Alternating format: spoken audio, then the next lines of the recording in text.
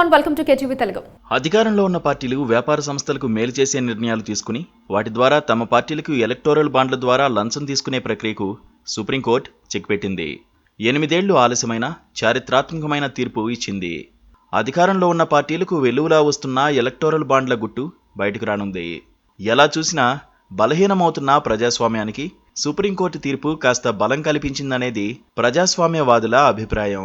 ఎన్నికల బాండ్లు రాజ్యాంగ విరుద్ధమని, వాటి జారీని తక్షణం నిలిపివేయాలని బ్యాంకులను ఆదేశిస్తూ దేశ సర్వోన్నత న్యాయస్థానం వెలువరించిన తీర్పుపై దేశవ్యాప్తంగా హర్షాతిరేకం వ్యక్తమవుతోంది.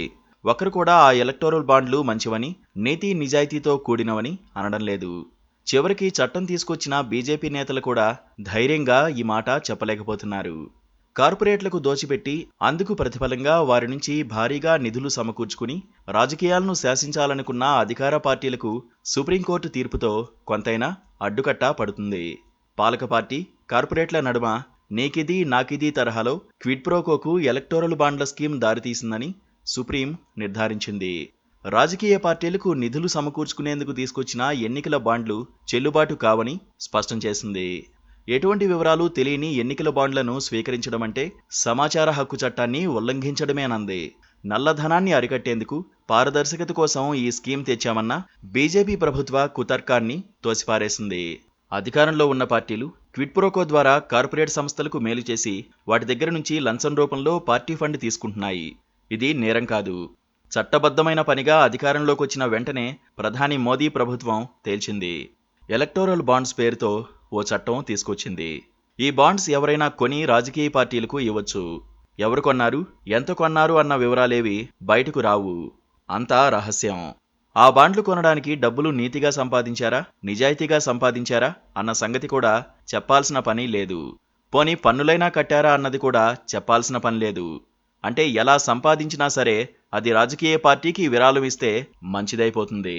కనీసం ఎవరిచ్చారు అన్నది కూడా బయటకు రాదు. కానీ కేంద్రానికి తెలుస్తుంది. తమ వ్యతిరేక పార్టీకి ఇస్తే వారికి తెలిసిపోతుంది. ఎందుకంటే ఆ బాండ్లు ఒక్క ఎస్బీఐ మాత్రమే అమ్ముతుంది. తమకు కాకుండా వ్యతిరేక పార్టీలకు ఇచ్చిన వారిపై చతురంగ బలాలతో దాడులు చేస్తారు. అంటే తాము మాత్రమే బలంగా ఉండాలి, ఇతర పార్టీలన్నీ ఆర్థికంగా కుంగిపోవాలన్న వ్యూహం కూడా ఇందులో ఉంది. 8 ఏళ్లుగా ఈ రాజకీయ వ్యూహం నిరాటంకంగా అమలవుతూనే ఉంది. మార్చి 2018లో తొలిసారి ఎలక్టోరల్ బాండ్లను విక్రయించడం మొదలుపెట్టారు. ఎలక్టోరల్ బాండ్ల ద్వారా 9 ఏళ్లుగా అధికారంలో ఉన్న బీజేపీ వేల కోట్ల విరాళాలు సమీకరించుకుంది. 2021లో ఇలా పొందిన బాండ్ల సొమ్ములో 60% ఒక్క భారతీయ జనతా పార్టీ ఖాతాలోనే జమయ్యాయి. 2022-23లో ఎలక్టోరల్ బాండ్ల ద్వారా బీజేపీ 1300 కోట్ల రూపాయల నిధిని సమకూర్చుకోగలిగింది. 2022-23 ఆర్థిక సంవత్సరంలో బీజేపీకి వచ్చిన మొత్తం విరాళాలు 2120 కోట్లు కాగా అందులో 61% ఎలక్టోరల్ బాండ్ల ద్వారానే వచ్చాయి. మొత్తంగా బీజేపీ ఖాతాలో 6000 కోట్లకు పైగా నిధులు ఎలక్టోరల్ బాండ్ల రూపంలో చేరాయి. ప్రధాన ప్రతిపక్షమైన కాంగ్రెస్కు బీజేపీకి వచ్చిన విరాళాల్లో 10వ వంతు కూడా రాలేదు. ఎన్నికల బాండ్ల ద్వారా ఇప్పటివరకు సమకూరిన నిధుల్లో అత్యధిక భాగం కేంద్రంలో, రాష్ట్రాల్లో అధికారంలో ఉన్న పార్టీలకే వెళ్లాయని రాజ్యాంగ ధర్మాసనం ముందు వివరాలను ఉంచారు. అధికార పార్టీకే అధిక విరాళాలు ఎందుకు వెళ్తున్నాయి, దీనికి కారణమేమిటి అనే సందేహాన్ని విచారణ సమయంలో చీఫ్ జస్టిస్ వ్యక్తం చేశారు. ప్రమాదకరమైన విరాళాల వ్యవస్థ ప్రజల పన్నుల ద్వారా చెల్లించే సొమ్ముతో నిర్వహిస్తున్న ఎన్నికల మీద ప్రైవేటు విరాళాల ద్వారా రాజకీయ పార్టీలు పొందే అపారమైన నిధుల పెత్తనం ప్రజాస్వామ్యానికి హానికరం.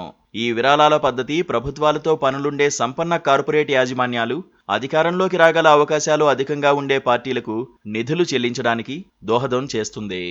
అధికారంలోకి వచ్చే పార్టీలు తమకు విరాళాలిచ్చిన సంస్థలకు లేదా వ్యక్తులకు అనుకూలంగా ప్రభుత్వాలను నడుపుతాయే గాని ప్రజలకు మేలు చేయవు. ఈ ప్రమాదం నుంచి ప్రజాస్వామ్యాన్ని సుప్రీంకోర్టు రక్షించింది. సో చూసారు కదా వ్యూవర్స్, ఇలాంటి మరిన్ని అప్డేట్స్ కోసం కేటీవీ తెలుగుని సబ్స్క్రైబ్ చేసుకోండి.